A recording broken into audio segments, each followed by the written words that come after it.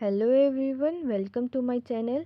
आई am Paniksha Bhardwaj. तो आज के लेक्चर में हम क्लास 10th की एसएसटी का पॉलिटिकल साइंस का पोर्शन स्टार्ट करने जा रहे हैं, जिसमें हम इसका चैप्टर नंबर 1 देखेंगे, जिसका नाम है पावर शेयरिंग। जैसे कि आपने टाइटल पढ़ लिया पावर शेयरिंग, तो टाइटल खुद ही जस्टिफाई कर रहा है किस चीज़ को, कि क्या है शक्तियों का बंटवारा, पावर्स का बंटवारा, या बोल सकते हो पावर्स की शेयरिंग कैसे हुई, कैसे होगी। ठीक है, ये हम आगे चैप्टर के जब हम रीडिंग करेंगे तब देखेंगे। तो अभी सबसे पहले जो इसमें आ जाएगा ना, दो कंट्रीज़ दी हुई हैं, बेल्जियम एंड श्रीलंका। पहले तो हमें इनके बारे में पढ़ना है। ठीक है, यहीं से शुरू होगा कि क्यों जो है वो पावर की शेयरिंग जो थी वो की गई थी। तो बेल्जियम, पहले सबसे पहले बेल्जियम के बारे में बताया। तो बेल्जियम एक स्मॉल कंट्री है जो कि यूरोप के अंदर फॉल करती है। जैसे कि आपको पता है 7 कॉन्टिनेंट्स हैं आपके, तो उस कॉन्टिनेंट में यूरोप भी एक कॉन्टिनेंट है, जिसमें बेल्जियम स्टेट जो है, बेल्जियम कंट्री जो है वो क्या करती है, फॉल करती है। तो बेल्जियम एक स्मॉल कंट्री है यूरोप के अंदर, जिसका एरिया जो है ना वो बहुत ही छोटा है। कितना छोटा है? हरियाणा की स्टेट से, इंडिया के अंदर हरियाणा जो है वो फॉल करता है। पता है आपको, हरियाणा एक स्टेट है इंडिया की। तो जितना उसका एरिया है ना, उसका आधा, यानी कि उस हरियाणा से भी छोटा एरिया है किसका, बेल्जियम का। बेल्जियम का जो बॉर्डर है वो फ्रांस के साथ है, नीदरलैंड के साथ है, जर्मनी के साथ है एंड लग्जमबर्ग के साथ है। यानी कि जो बेल्जियम है ये इन इन 3-4 कंट्रीज़ के साथ अपना क्या करती है, बॉर्डर शेयर करती है। यहाँ की जो पॉपुलेशन है ना वो मतलब 1 करोड़ के आसपास है, और about half the population of Haryana ये लिखा हुआ है। यानी कि हरियाणा की, इससे आप ये एस्टिमेट लगा सकते हो कि हरियाणा की जो पॉपुलेशन है वो 2 करोड़ है। ठीक है, तो उसी की आधी पॉपुलेशन जो है वो कहाँ पे फॉल करती है, बेल्जियम के अंदर फॉल करती है। यहाँ की जो एथनिक कंपोजिशन है ना इस स्मॉल कंट्री की, वो बहुत ही कॉम्प्लेक्स है, जटिल है। एथनिक कंपोजिशन क्या है यहाँ पे, कि मतलब किसी एक चीज़ की किसी सोशल डिवीजन करना, कोई सोशल डिवीजन करना जो कि बेस्ड करती हो शेयर्ड कल्चर के ऊपर। ठीक है, यानी कि कोई संस्कृति के ऊपर आप बोल सकते हो, या आप बोल सकते हो कल्चर के ऊपर क्या करती है, कल्चर के ऊपर ये जो डिवीजन जो बेस की गई होती है उसको हम एथनिसिटी बोलते हैं। तो क्या है कि कल्चर के ऊपर क्या की गई है, जो डिवीजन की गई है इस कंट्री के अंदर, वो बहुत ही ज़्यादा जटिल है। उसको समझ पाना बहुत ही क्या है, मतलब इम्पॉसिबल भी नहीं बोल सकते, लेकिन थोड़ा सा मुश्किल है उसको अंडरस्टैंड कर पाना, वहाँ की पॉपुलेशन को अंडरस्टैंड कर पाना।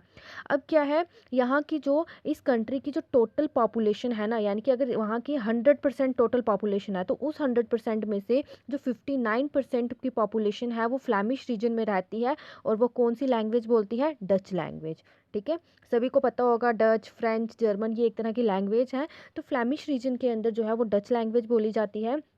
और जो 40% जो एरिया है ना, जो मतलब 40% जो पीपल्स हैं वो वेलोनिया रीजन में रहते हैं, और वो फ्रेंच जो है वो बोलते हैं। रिमेनिंग 1% जो पॉपुलेशन है वो बेल्जियंस की है, और वो बेल्जियन एरिया में है, और वो जर्मनी क्या बोलती है, जर्मनी लैंग्वेज जो है वो स्पीक करती है।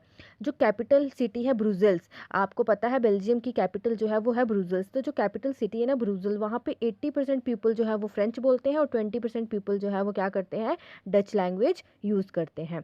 ठीक है, अब क्या है आगे, कि जो मिनॉरिटी है ना, अब मिनॉरिटी कम्युनिटी कौन सी थी, फ्रेंच स्पीकिंग कम्युनिटी। मिनॉरिटी आपको पता है जहाँ की पॉपुलेशन कम होती है उसको हम मिनॉरिटी बोल देते हैं। अब जैसे आपकी इंडिया की अगर हम बात करें तो हिंदूज जो है वो मेजॉरिटी में आते हैं, सिख हो गए, जैन धर्म के लोग हो गए, क्रिश्चियन धर्म के लोग हो गए, ये मिनॉरिटी ग्रुप्स में आ जाते हैं। ठीक है, तो उसी तरह से बोला है कि जो फ्रेंच स्पीकिंग कम्युनिटी है ना वो मिनॉरिटी में आती है, लेकिन ये रिच और पावरफुल है। क्यों?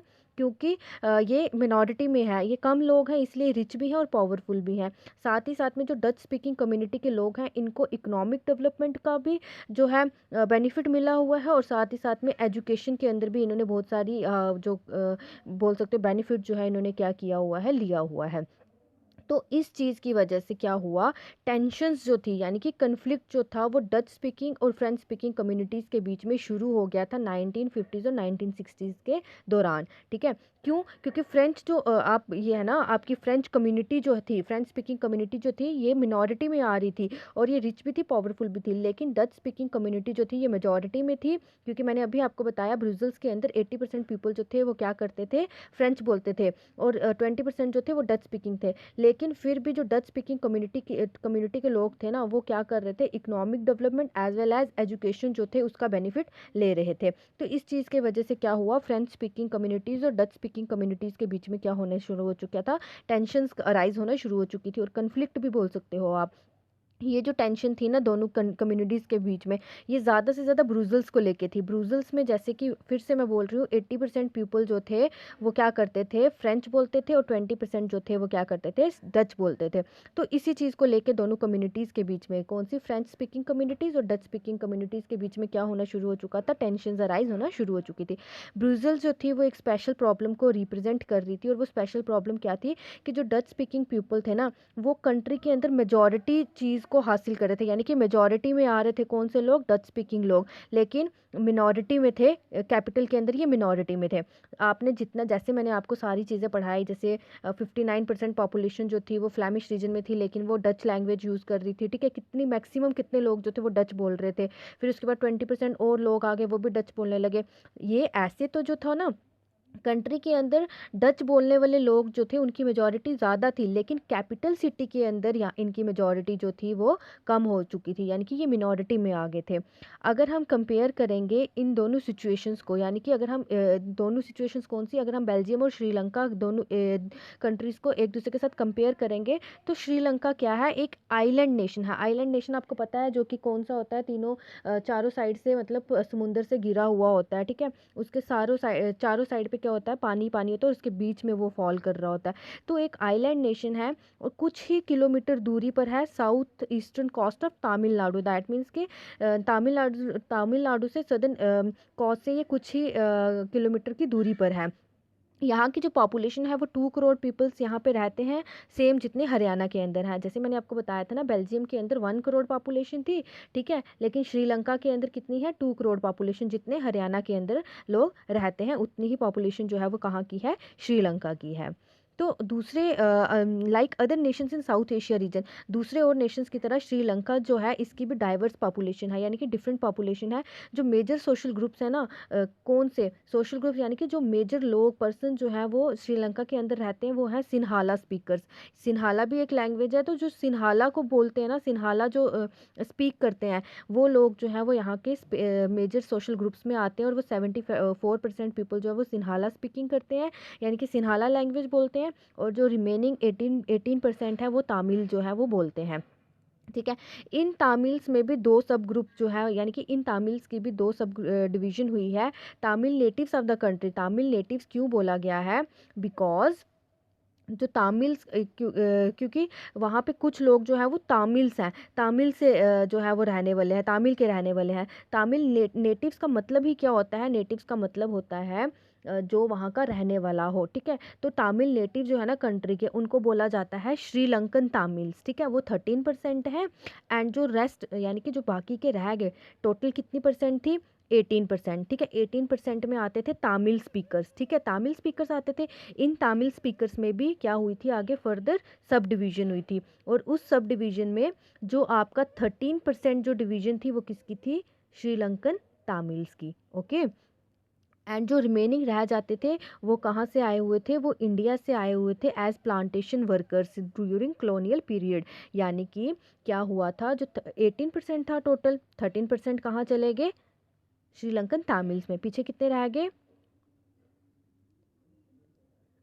6, सॉरी 5, ठीक है।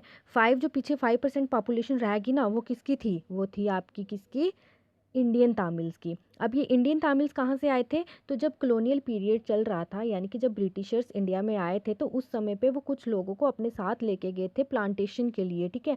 तो वही प्लांटेशन वर्कर्स जो थे उनको इंडियन तामिल्स का नाम दे दिया गया। देन उसके बाद आगे जो है वो क्या है, as you can see from the map, जैसे आपको ये मैप भी बताया हुआ है, ये पीछे यहाँ पे मैप दिया हुआ था आपको ये, तो यहाँ से आप देख सकते हैं कि श्रीलंकन तामिल जो थे ना वो नॉर्थ में थे एंड कंट्री के ईस्ट में भी थे। और मोस्ट जो सिन्हाला स्पीकिंग पीपल्स थे वो क्या करते थे, वो बुद्धिस्ट बोलते थे, यानी कि बुद्धिस्ट को मानते थे। है तो वो सिन्हाला स्पीक करते थे, लेकिन वो मानते किसकी पूजा करते थे, या किसको मतलब अपना गुरु मानते थे, बुद्धिस्ट को, बुद्धिज़्म को फॉलो करते थे, ठीक है। और वो जो तामिल जो थे ना, ज़्यादातर तामिल जो थे वो हिंदूज थे और मुस्लिम्स भी थे, ओके। तो 7% जो क्रिश्चियंस थे वो तामिल भी थे और सिन्हाला भी थे। बच्चों ये आपको चीज़ें जो है ये याद रखनी पड़ेंगी, क्योंकि ये थोड़ा सा कन्फ्यूजिंग है। ठीक है, ये चीज़ें आपको याद रहेंगी, यहीं से आपको जो है वो मैं ऑब्जेक्टिव टाइप क्वेश्चंस भी डालूंगी, इसलिए आपको ये अच्छे से पढ़ लेना है। तो यहाँ तक आपको समझ में आया। उसके बाद यहाँ लिखा हुआ है, just imagine what could happen in situation like this. आप लोग बस ये इमेजिन करो कि इस सिचुएशन में कौन सी चीज़ें जो है वो घटित हो सकती हैं, मतलब हो सकती हैं। अब क्या हुआ, बेल्जियम में बेल्जियम के अंदर जो डच कम्युनिटी के लोग थे ना, वो क्या कर रहे थे, मेजॉरिटी यानी कि जो डच कम्युनिटी के लोग थे, जो डच स्पीकिंग पर्सन्स थे, वो क्या कर रहे थे, मतलब अपनी मेजॉरिटी का फ़ायदा उठा रहे थे और वो फ्रेंच और जर्मन स्पीकिंग पॉपुलेशन के ऊपर फोर्सफुली मतलब अपनी मर्जी चला रहे थे। ठीक है, तो इस चीज़ की वजह से क्या हुआ, डिफरेंट डिफरेंट कम्युनिटीज़ के बीच में क्या होना शुरू हो चुका था, कन्फ्लिक्ट होना शुरू हो चुका था। ठीक है, क्यों, क्योंकि डच डच स्पीकिंग पर्सन जो थे या डच स्पीकिंग कम्युनिटी जो थी ना, वो अपना मतलब अपना रोब जो थी वो झाड़ रही थी मिनॉरिटी कम्युनिटीज़ के ऊपर, जैसे कि फ्रेंच होगी, जर्मन स्पीकिंग पॉपुलेशन होगी, इनके ऊपर वो अपना रोब झाड़ रही थी। तो इस चीज़ की वजह से क्या होना शुरू हो चुका था, कन्फ्लिक्ट होना शुरू हो चुका था इन डिफरेंट डिफरेंट कम्युनिटीज़ के बीच में, जिसकी वजह से क्या हुई, पार्टीशन होना शुरू हो चुकी थी। किसकी, मेसी पार्टीशन, यानी कि क्या हुआ कि पार्टीशन किसकी शुरू हो चुकी थी, कंट्री जो थी वो अलग होने लगी थी। Both the sides would claim control over Brussels, और दोनों साइड जो थी, यानी कि Dutch speaking community and French speaking community, ये दोनों साइड्स जो थी ना, ये ब्रुसेल्स के ऊपर अपना क्या करना चाहती थी, कंट्रोल पाना चाहती थी। ठीक है, जैसे कि ब्रुसेल्स के ऊपर फ्रेंच कम्युनिटी के जो लोग थे वो ज़्यादा थे, फ्रेंच बोलने वाले जो थे वो ज़्यादा थे और डच बोलने वाले कम थे। लेकिन दोनों कंट्री जब ये कन्फ्लिक्ट होना शुरू हो चुका था, जब डच जो थी वो फ्रेंच और जर्मन के ऊपर अपना कंट्रोल जताने लगी थी, तो तब क्या हुआ, दोनों जो पार्टीज़ थी, दोनों कम्युनिटीज़ जो थी, वो ब्रुसेल्स के ऊपर भी अपना क्लेम, अपना कंट्रोल जो था वो बनाना शुरू उन चाहती थी, यानी कि बनाना शुरू कर दिया उन्होंने। तो श्रीलंका के अंदर क्या हुआ, सिन्हाला कम्युनिटी जो थी ना, वो बिगर मेजॉरिटी को इंजॉय कर रही थी, क्योंकि सिन्हाला, मैंने आपको बताया 74% पीपल जो थे वो सिन्हाला स्पीकिंग थे। ठीक है, तो इसीलिए क्या हुआ, श्रीलंका के अंदर सिन्हाला कम्युनिटी जो थी वो अपनी मेजॉरिटी को इंजॉय कर रही थी and could impose it's will on the entire country, और साथ ही साथ में वो क्या कर रही थी, पूरी कंट्री के ऊपर, यानी कि श्रीलंका के ऊपर अपना कंट्रोल जो था वो चला रही थी, इम्पोज कर रही थी। Let us look at what happened in both this country. अब हम यहाँ देखेंगे कि इन दोनों कंट्रीज़ के बीच में क्या हुआ। ठीक है, अब हमारे पास आ जाता है मेजॉरिटीज़म इन श्रीलंका। जैसे कि मैंने अभी आपको बताया कि श्रीलंका के ऊपर मेजॉरिटी किसकी चल रही थी, सिन्हाला कम्युनिटी की। अब मेजॉरिटीज़म क्या है, ये एक इस तरह का विश्वास है, इस तरह का बिलीफ है, जिसमें मेजॉरिटी कम्युनिटी जो होती है ना, वो कंट्री को क्या करती है, रूल करती है अपनी मर्जी से।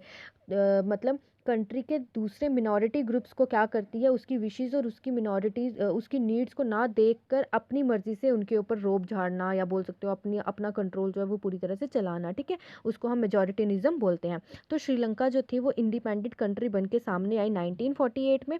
जो लीडर्स थे सिन्हाला कम्युनिटी के, वो क्या करना चाहते थे, अपनी गवर्नमेंट बनाना चाहते थे और उस गवर्नमेंट के ऊपर अपनी मेजॉरिटी का डोमिनेंस रखना चाहते थे, जिसकी वजह से क्या हुआ कि एक इलेक्टेड गवर्नमेंट जो थी, डेमोक्रेटिकली इलेक्टेड गवर्नमेंट जो थी, उसको अडॉप्ट किया गया, जिसमें मेजॉरिटेनिज्म जो था वो किसको मिला, सिन्हाला कम्युनिटी को। ठीक है, सिन्हाला कम्युनिटी जो थी ना, उसने सुपरमेसी पा ली किसके ऊपर, अपने डेमोक्रेटली इलेक्टेड गवर्नमेंट के ऊपर, क्योंकि इसी कम्युनिटी के लोग जो थे वो वहाँ पे श्रीलंका के अंदर ज़्यादा थे।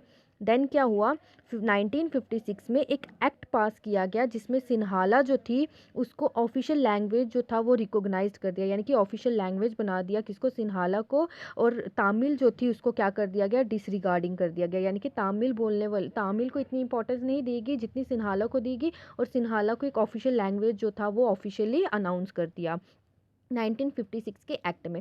तो गवर्नमेंट जो थी ना, वो क्या कर रही थी, प्रीफरेंशियल पॉलिसीज़ को फेवर कर रही थी, उनको फॉलो कर रही थी, और साथ ही साथ में जो सिन्हाला एंड एप्लीकेंट्स थे, यानी कि जो सिन्हाला बोलने वाले लोग थे, उनको क्या करने लगा, उनको यूनिवर्सिटीज़ में अच्छी सी पोजीशंस मिलने लगी, और साथ ही साथ में उनको गवर्नमेंट जॉब जो थी वो भी मिलने लगी।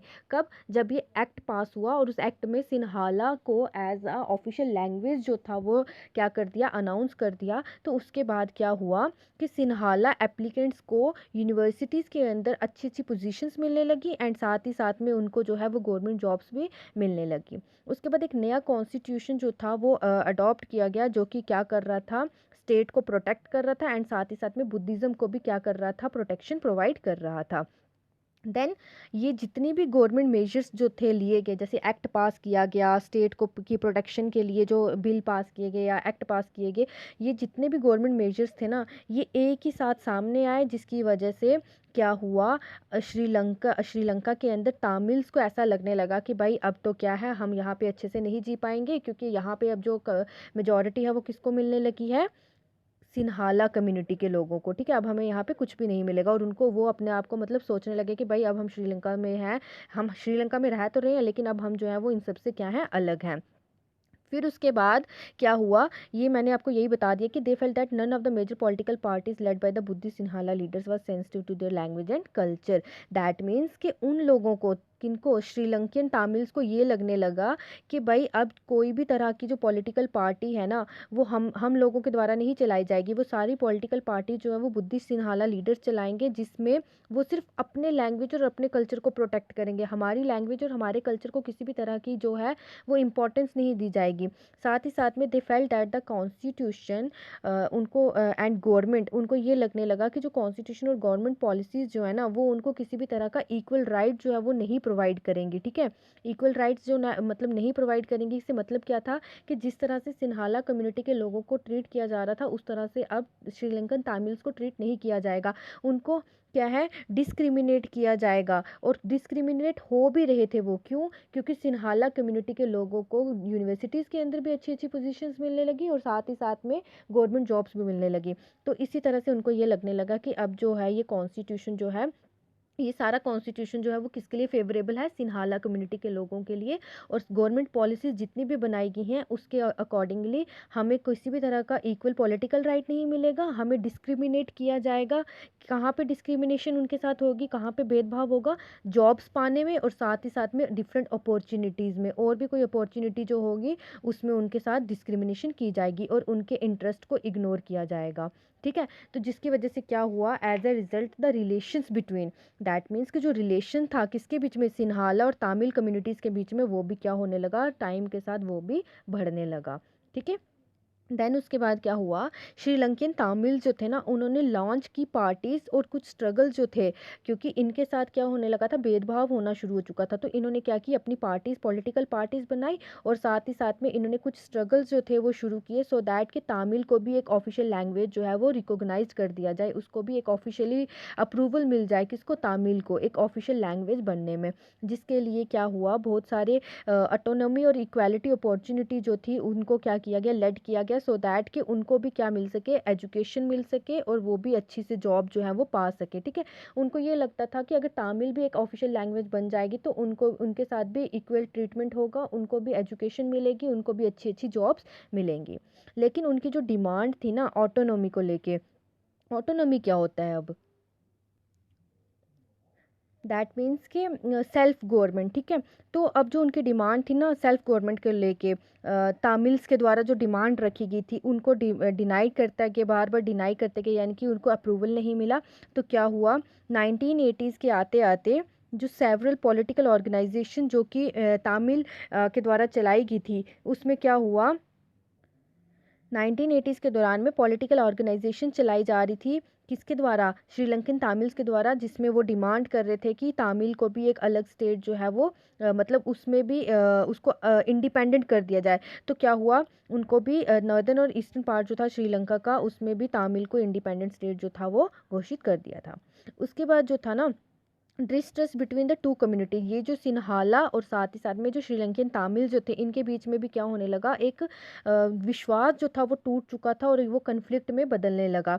तो सून, जल्द ही क्या हुआ, ये एक सिविल वॉर में कन्वर्ट हो गया। सिविल वॉर क्या होती है, एक वायलेंट कन्फ्लिक्ट होता है जिसमें कंट्रीज़ के अंदर ही क्या किया जाता है, युद्ध किया जाता है, डिफरेंट डिफरेंट कम्युनिटीज़ के बीच में। कंट्री एक ही होगी लेकिन वो आपस में लड़ रहे होंगे। ठीक है, तो पहले तो उनका जो विश्वास था एक दूसरे के ऊपर वो हट चुका था और वो कन्फ्लिक्ट बन गया, बाद में वो कन्फ्लिक्ट जो था वो एक सिविल वॉर में बदल गया। एज अ रिजल्ट जिसकी वजह से क्या हुआ, बहुत सारे लोग जो थे कम्युनिटीज़ के, डिफरेंट दोनों कम्युनिटीज़ के जो थे वो मारे गए, बहुत सारी फोर्स फैमिलीज जो थी उनको कंट्री जो था वो छोड़ के जाना पड़ा, और एज अ रिफ्यूजीज़ यानी कि दूसरी कंट्रीज़ में वो क्या करने लगी, शरण लेने लगी, और बहुत सारे लोग जो थे उन्होंने अपने लाइवलीहुड्स यानी कि अपना रोज़गार जो था वो भी खो दिया।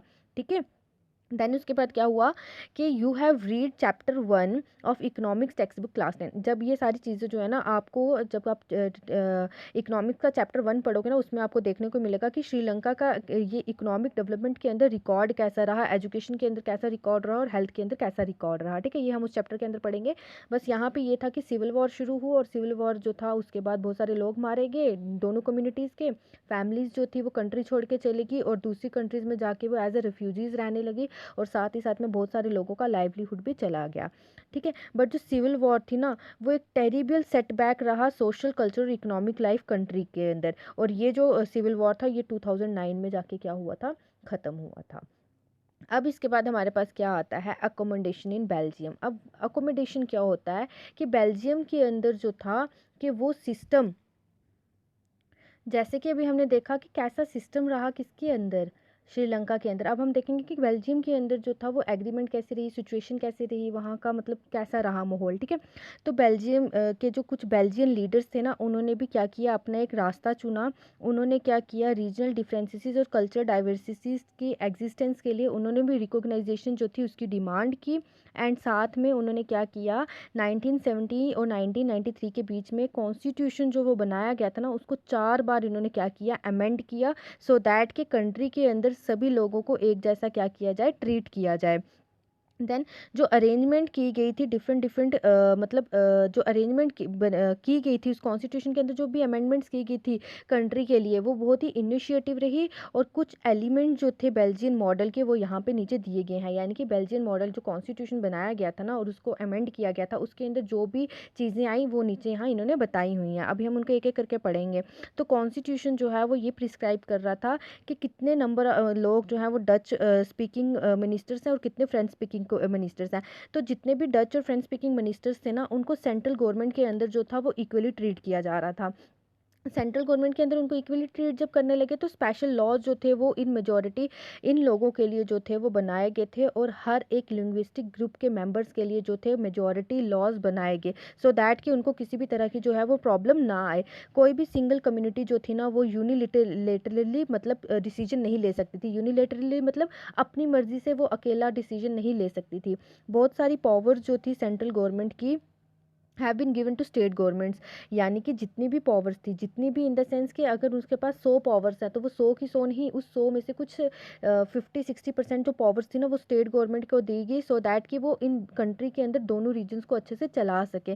और जो स्टेट गवर्नमेंट थी वो क्या कर रही थी, सेंट्रल गवर्नमेंट को सबॉर्डिनेट कर रही थी। सबॉर्डिनेट का मतलब ये है कि जैसे आपकी सेंट्रल गवर्नमेंट को जैसे पीएम हो गए, एमपीज हो गए, ये चलाते हैं ना, तो उसी तरह से आपकी स्टेट गवर्नमेंट को चीफ मिनिस्टर्स हो गए, गवर्नर्स हो गए, इस ये चलाते हैं। तो उनको जो था वो पावर की डिस्ट्रीब्यूशन कर दी गई, सो दैट कि कंट्री को या स्टेट को किसी भी तरह की प्रॉब्लम जो है वो फेस ना करनी पड़े। देन उसके बाद जो है ब्रुसेल्स जो था वो एक सेपरेट वहाँ पे एक सेपरेट गवर्नमेंट बना गई थी। ब्रुसेल्स मैंने आपको बताया बेल्जियम की कैपिटल थी।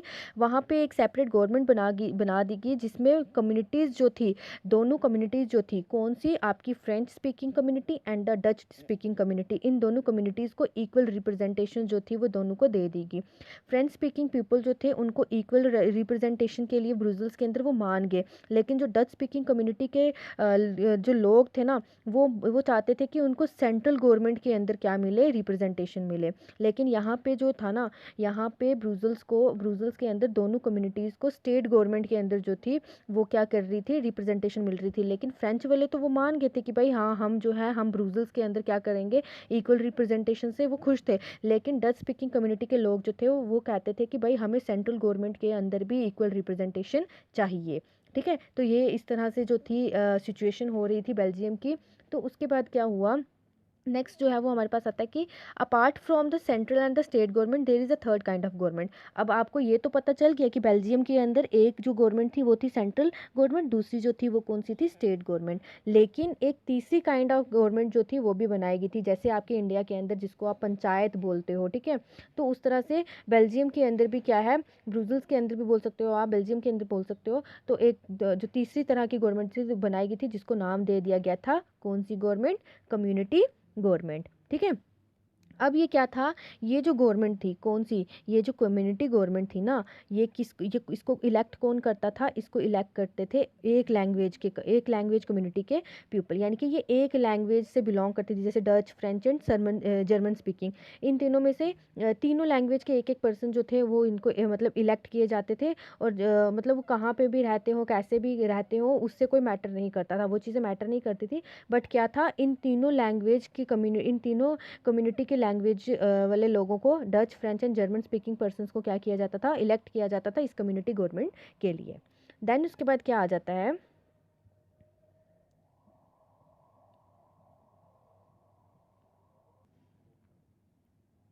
अब क्या था, ये जो गवर्नमेंट थी ना, कौन सी कम्युनिटी गवर्नमेंट जो थी, ये किस लिए बनाई गई थी और इसके पास पावर्स क्या क्या थी, इसके पास पावर्स थी कल्चर से रिलेटेड, एजुकेशन से रिलेटेड और लैंग्वेज रिलेटेड इश्यूज। यानी कि अगर कल्चर से रिलेटेड कोई भी इशू होता था या एजुकेशन से रिलेटेड या लैंग्वेज से रिलेटेड कोई भी इशू होता था, तो लोग जो थे वो इस गवर्नमेंट के पास जाते थे, ताकि वो इनके इश्यूज जो है वो क्या कर सकें, सॉर्ट आउट कर सकें। अब जो बेल्जियन मॉडल था ना, ये बहुत ही कॉम्प्लिकेटेड था, कुछ लोगों को समझ आ रहा था, कुछ को नहीं समझ आ रहा था। और ये बहुत ज़रूरी था कि ये क्या हो, कॉम्प्लिकेटेड ही रहे, बिकॉज पीपल जो थे बेल्जियम के अंदर वो रह रहे थे ना, वो क्या करते थे, अपनी अपनी मर्जी से जो था वो चाहते, मतलब कोई कम्युनिटी गवर्नमेंट के पास चला जाएगा, वहाँ पे सेंट्रल गवर्नमेंट से रिलेटेड इशू डिस्कस करने लगेगा। इसीलिए ये कॉम्प्लिकेशन जो थी वो लोगों को, मतलब लोगों के लिए बहुत ही कॉम्प्लिकेटेड रहा ये मॉडल। लेकिन धीरे धीरे करके लोग जो थे वो इस चीज़ को समझना उन्होंने शुरू कर दिया। और क्या हुआ, they help to avoid civic strife between the two major communities and a possible division of the country on linguistic lines. That means कि क्या हुआ, जो ये जब ये अरेंजमेंट्स पूरी तरह से कर दी गई ना, जब जैसे ये स्टेट गवर्नमेंट बना दी गई, सेंट्रल गवर्नमेंट बना दी गई, फिर कम्युनिटी गवर्नमेंट बना दी गई, इस चीज़ के बाद जो ये लोग मतलब सिविल वॉर कर रहे थे अपनी कंट्रीज़ में रह के ही, डिफरेंट डिफरेंट कम्युनिटीज़ के द्वारा, तो इस चीज़ के ऊपर क्या हो चुकी थी, रोक लग चुकी थी। अब जो डिवीज़न हो रही थी लिंग्विस्टिक बेसिस के ऊपर कंट्री के अंदर, वो जो है वो अब कम होना शुरू हो चुकी थी, क्योंकि अब हर किसी को अपना अपना राइट जो था वो मिल रहा था। When many countries of Europe came together, जब बहुत सारी कंट्रीज जो थी वो क्या हुई, यूरोप के अंदर यूरोप के साथ जो बहुत सारी कंट्रीज जो थी यूरोपियन यूनियन में इकट्ठी हुई, ठीक है। यूरोप की बहुत सारी कंट्रीज जो थी ना, जब वो इकट्ठी हुई और उन्होंने यूरोपियन यूनियन को फॉर्म किया, तब ब्रुसेल जो था वो उसका हेडक्वार्टर चुना गया। समझ में आया, यहाँ पे यही बोला गया है कि जब ये हुई ना, ये पूरा मॉडल में जब ये पूरी अरेंजमेंट की गई गवर्नमेंट्स की, तब लोग जो थे ना, उनके बीच में वॉर्स जो थी, कन्फ्लिक्ट जो थे वो कम होना शुरू हो गए, और साथ ही साथ में लिंग्विस्टिक बेसिस पे अब किसी भी तरह की डिवीजन जो थी वो नहीं हो रही थी। और फिर क्या हुआ कि जो यूरोप की बहुत सारी कंट्रीज जो थी, जब वो इकट्ठी हुई, उन्होंने यूरोपियन यूनियन को क्या किया, फॉर्म किया। फिर जब वो यूरोपियन यूनियन बन चुकी थी, तो उन सब ने मिलकर ब्रुसेल को चूज़ किया कि वो उसका हेडक्वार्टर रहेगा, किसका, यूरोपियन का, ठीक है, यूरोपियन पार्लियामेंट का। ये आपको पिक्चर में भी दिख रहा होगा, ये आपकी यूरोपियन पार्लियामेंट है ब्रुसेल्स के अंदर, ठीक है। ब्रुसेल्स जो है वो बेल्जियम की क्या है, कैपिटल है। देन उसके बाद क्या आ जाता है, ये आप नीचे देखें, यहाँ पे ये कुछ एक्टिविटी दी हुई है, आप इसको खुद देखेंगे और खुद कर लीजिएगा, ठीक है। थोड़ा सा ये कुछ एक्टिविटीज़ होती हैं, ये आपके लिए ही दी गई होती है बुक के अंदर, सो दैट कि आप चैप्टर को रीड करो एंड कुछ एक्टिविटीज़ करो, सो दैट कि आप बोर ना हो। अब यहाँ पे नीचे देखो क्या दिया हुआ है, what do we learn from these two stories of Belgium Sri Lanka. अब हम इन दोनों, ये जो हमने स्टोरीज पढ़ी ना, किसकी, बेल्जियम की और श्रीलंका की, इन दोनों स्टोरीज से हमने क्या सीखा, क्या वहाँ पे दोनों में डेमोक्रेसी थी, यस, वहाँ दोनों को अब डेमोक्रेसी मिल चुकी थी। अब वो क्या था, क्वेश्चन ये अराइज करता है कि पावर शेयरिंग जो डिफरेंटली मतलब दिया गया था, क्या ये क्वेश्चन जो उठा था पावर शेयरिंग का, क्या ये सही रहा। तो यस, बेल्जियम के अंदर जो लीडर्स थे ना, उनको ये रियलाइज़ हुआ कि अगर हम कंट्री की यूनिटी को बनाए रखेंगे, उस यूनिटी को बनाए रखने के लिए हमें डिफरेंट कम्युनिटीज़ और डिफरेंट रीजन्स की फीलिंग्स और इंटरेस्ट को क्या करना पड़ेगा, रिस्पेक्ट करने पड़ेगा। अगर हम उनकी फीलिंग्स को, उनके इंटरेस्ट को रिस्पेक्ट करेंगे, तभी जाकर हम कंट्री को क्या करके रखेंगे, यूनाइट करके रखेंगे, ठीक है। और यही रियलाइजेशन जो थी ना, ये क्या करती है, ये पावर शेयरिंग, अगर मतलब such realization resulted in mutually acceptable arrangements for sharing power. यही तरह की जो रियलाइजेशन थी, ये क्या है, इन डिफरेंट डिफरेंट अरेंजमेंट्स को म्यूचुअली एक्सेप्ट करने में क्या करती है, काम देती है, जिसकी वजह से पावर्स को क्या किया जाता है, शेयर किया जाता है। अब यहाँ पे क्या है, श्रीलंका जो थी ना, ये उसके बिल्कुल ऑपोजिट थी, किसके, बेल्जियम के। ये शो कर रहा था, क्या, श्रीलंका जो था वो ये शो करता था, जो मेजॉरिटी कम्युनिटी होगी वो अपना डोमिनेंस जो है ना, वो क्या करेगी, मिनॉरिटी के ऊपर डालेगी और वो पावर शेयर करने को रिफ्यूज़ करता था, तो जिसकी वजह से कंट्री जो है वो यूनाइट नहीं हो पाती है। ठीक है, ये दोनों एक दूसरे को क्या थी, बिल्कुल अपोजिट थी। जहाँ पे बेल्जियम जो था वो ये सोच रहा था कि कंट्री के अंदर अगर हम लोगों की फीलिंग्स को, लोगों के इंटरेस्ट को, डिफरेंट डिफरेंट कम्युनिटीज़ को डिफरेंट डिफरेंट रीजन्स के अंदर अगर हम बनाए रखेंगे तो उस वजह से कंट्री जो है वो यूनाइट होगी। लेकिन श्रीलंका जो थी वो इस तरह को नहीं मान रही थी, इस चीज़ को नहीं मानती थी, और वो कहती थी कि भाई मेजॉरिटी जो है वो रूल करेगी, तो सो दैट के जो मिनॉरिटी ग्रुप्स के लोग होंगे उनके ऊपर वो राज करेगी। ठीक है, फिर नेक्स्ट हमारे पास आ जाता है why power sharing is desirable. Power sharing जो थी वो डिज़ायरेबल क्यों थी। 2 डिफरेंट सेट जो थे रीजंस के वो दिए गए थे पावर शेयरिंग के लिए। फर्स्टली पावर शेयरिंग का रीज़न जो था वो क्या है, वो इसलिए अच्छा है क्योंकि ये हेल्प करता है कन्फ्लिक्ट, सोशल ग्रुप्स के बीच में कन्फ्लिक्ट्स को कम करने में। ठीक है, ये अपनी पॉसिबिलिटी शो करता है। क्या, पावर शेयरिंग जो है ना वो ये चीज़ को क्या करती है, हेल्प करती है कि वो क्या करे, कन्फ्लिक्ट को कम करे सोशल ग्रुप्स के बीच में।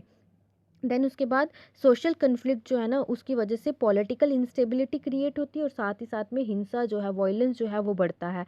पावर शेयरिंग एक अच्छा रास्ता है जो कि पॉलिटिकल स्टेबिलिटी को बनाए रखता है, और साथ ही साथ में imposing the will of majority communities और अदर्स में look like an attractive option in the short run. यानी कि अगर क्या है, मेजॉरिटी कम्युनिटी अपनी विल को, अपनी वांट्स को छोटे मतलब दूसरे लोगों के ऊपर रखेगी, तो उस तरह से वो कुछ समय के लिए अपना जो है वो काम कर पाएगी, रन कर पाएगी। लेकिन अगर उसने ज़्यादा समय के लिए काम करना है और नेशन को यूनाइट करके रखना है, तो उसको क्या करना पड़ेगा, पूरी तरह से अपना एक मतलब जो ये जो दूसरी मिनॉरिटी कम्युनिटीज़ के ऊपर राज करना बंद करना पड़ेगा, और जो है पावर शेयरिंग करना बहुत ही ज़्यादा क्या है, ज़रूरी हो जाएगा। देन उसके बाद क्या है, यहाँ पे ये बोला गया है कि एक डैम पावर शेयरिंग जो है वो एक स्पिरिट है डेमोक्रेसी का। स्पिरिट डेमोक्रेसी का यहाँ पे मतलब हर किसी को अपना अपना अधिकार मिल जाएगा। ये क्या है, ये सेकंड डीपर रीज़न है पावर शेयरिंग का, वो ये है कि ये डेमोक्रेसी जो है वो लोगों को प्रोवाइड करती है। तो पावर शेयरिंग की वजह से एक स्पिरिट जो है डेमोक्रेसी का वो क्या होता है, अराइज होता है। एक डेमोक्रेटिक रूल जो है ना वो इन्वॉल्व करता है पावर शेयरिंग को उन एक्सरसाइजेस के साथ, उन लोगों के साथ जहाँ पे लोग जो हैं वो अपनी ज़िंदगी को अच्छे से जी सकते हैं। पीपल्स के पास राइट होता है कि वो किसी भी के साथ जाके कंसल्ट कर सकते हैं कि वो किस तरह की गवर्नमेंट जो है वो रन करेंगे। जैसे आपके एमएलएज, एमपीज़, चीफ मिनिस्टर जो है वो मतलब चुने जाते हैं इलेक्शंस के टाइम पे, वो आपके पास आते हैं, आपकी मतलब मुश्किलों को सुनते हैं, फिर उनको सॉर्ट आउट भी करते हैं कुछ हद तक। तो डेमोक्रेटिक रूल के अंदर ये सब चीज़ें जो है वो क्या होती हैं, पॉसिबल होती हैं। और डेमोक्रेटिक रूल जो है वो कौन प्रोवाइड करेगा, पावर शेयरिंग। ठीक है, इसीलिए बोला गया है, इसीलिए पावर शेयरिंग जो है वो इम्पॉर्टेंट है एक कंट्री को यूनाइट करने में। देन उसके बाद आगे जो है, let us call the first set of reasons prudential and the second moral. यहाँ पे यही बोला गया है कि जो पावर शेयरिंग के 2 रीजन दिए गए ना, उसमें पहला रीजन जो है वो प्रूडेंशियल है, प्रूडेंशियल, और दूसरा रीजन जो है वो मॉरल है। प्रूडेंशियल का मतलब जो हो गया, जो प्रूडेंसीज के ऊपर क्या करता है, मतलब बेस करता है, या फिर आप ये बोल सकते हो जो हमारे फ़ायदे और हमारे नुकसान को क्या करता है, बहुत ही ध्यानपूर्वक जो है वो कैलकुलेट करता है। प्रूडेंशियल डिसीजन जो है ना वो क्या करते हैं, वो डिसीजंस होते हैं जो कि मॉरल कॉन्सिडरेशंस के ऊपर पूरी तरह से बेस्ड होते हैं। तभी इन दोनों को एक दूसरे के साथ रिलेट किया गया है कि जो दोनों रीज़न दिए गए हैं पावर शेयरिंग के, वो प्रूडेंशियल भी हैं और मॉरल भी हैं। वाइल प्रूडेंशियल रीजन जो है वो पावर शेयरिंग के ऊपर स्ट्रेस करते हैं, जिसकी वजह से हमारी बेटर आउटकम जो है वो हमें देखने को मिलते हैं। और मॉरल रीजन जो है ये हमारे क्या करते हैं, एम्फसाइज करते हैं कि कैसे पावर शेयरिंग जो है उसको वैल्यूएबल बनाया जाएगा।